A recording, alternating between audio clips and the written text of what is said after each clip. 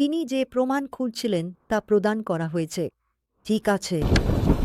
আমরা এখনো সোদোম ও গোমরায় আছি। আপনার সামনে আপনি এই জায়গাটিতে কিছু অদ্ভুত ধরনের দাগ দেখতে পাচ্ছেন।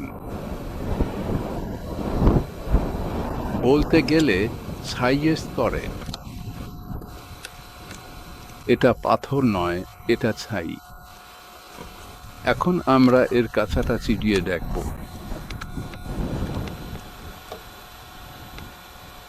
এবং আপনি দেখতে পাবেন এগুলো কিছুটা গোলাকার আকৃতির জায়গা। এখন আমরা যা পেয়েছি এবং আমরা আরও একটু কাছে যাব, তা হলো এই প্রতিটি দাগের ভেতরে আছে গন্ধ। অধিকাংশ দাগেই এমনটা দেখা যায়। এখন যেগুলোর ভেতরে গন্ধক নেই, যেমন এইটিতে, আমরা এখান থেকে অনেকটা গন্ধক বের করে আমাদের নমুনার ব্যাগে রেখেছি।